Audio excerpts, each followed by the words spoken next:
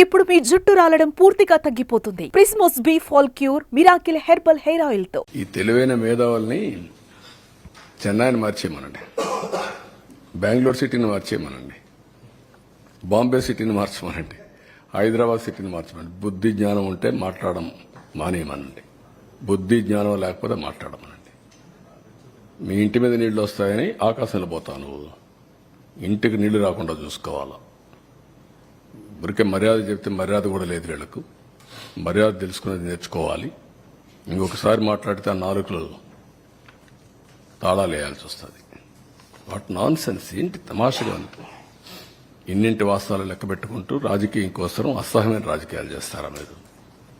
కక్కుర్తి రాజకీయాలు పడతారా మీరు? మాట్లాడేవాళ్ళు లేరని మీ ఇష్ట ప్రకారం మాట్లాడతారా? విషం కక్కుతారా? ఎందుకంటే విషం కక్కడం? విశాఖపట్నం ఉదేమైంది? నేను పులివెందుల్లో పెడితే ఏమవుతుంది? తిరుపతికి ఫ్లడ్ రాలేదా? ఏ సిటీ సేఫ్? ఏ సిటీ సేఫ్? నెల్లూరు రాలా? What are you talking? Krishna Godavari ఎక్కడుంది? రాజమండ్రి ఎక్కడున్నాయి? కర్నూలు ఎక్కడుంది? మోస్ట్ అప్పర్ రీచ్లో ఉండే కర్నూలు ఏమైంది? కర్నూలు కొట్టుకుని పోయే పరిస్థితి లేదా? బుద్ధి జ్ఞానం ఉండాలి మాట్లాడాలంటే.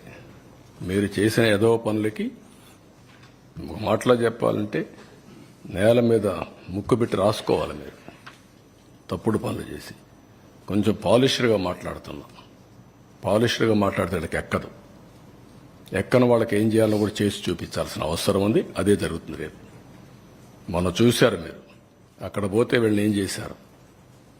అదే జరగాలి ఈ రాష్ట్రంలో. కనీసం దిగారంటే మీరు నీళ్లలో.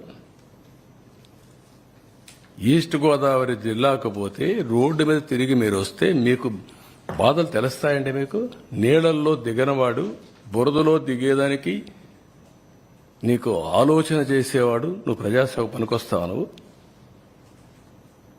అంటే ఏమనుకుంటున్నారు మీరు? అంటే ఏది చెప్పినా నమ్మేస్తారని అజం ఆ పేపర్లు పెట్టుకొని, తప్పుడు పేపర్లు పెట్టుకొని తప్పుడు ప్రచారాలు చేసుకుంటూ బతికిపోవాలనుకుంటున్నారు. ఆ ఆటలు సాగవు. అది గుర్తుపెట్టుకోమని హెచ్చరిస్తాను.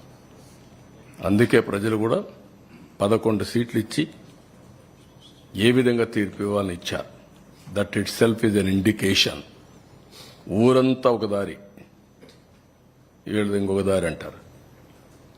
ముసలివాళ్ళు అంటే నడవలేని ముసలివాళ్ళు పెన్షన్ డబ్బులు తీసుకొచ్చి ఇచ్చి ఒక నెల నాకు పర్వాలేదు, లేకుంటే 4-5 నెలలు నేను సేవ్ చేసుకున్నాను, ఈ డబ్బులంతా ఇస్తానని చెప్తే బుద్ధి జ్ఞానం ఉందా మీకు? ఎంత రెస్పాన్స్ అండి? వై పీపుల్ ఆర్ గివింగ్ అంటే అమాయకులు వాళ్ళు. ఒక విపత్తు వచ్చినప్పుడు ప్రవర్తించవలసిన తీరది. వాళ్ళు మనుషులు. నువ్వు మనిషి కాదు కాబట్టి, ఈ పార్టీ మనుషులు కాదు కాబట్టి ఇష్ట ప్రకారం మాట్లాడుతున్నారు. మానవత్వం లేకుండా మాట్లాడుతున్నారు. పుండు మీద కారం చల్లినట్టు. సుమన్ టీవీలో మీ పర్సనల్ అండ్ బిజినెస్ ప్రమోషన్స్ కోసం కింది నెంబర్కి కాంటాక్ట్ చేయండి.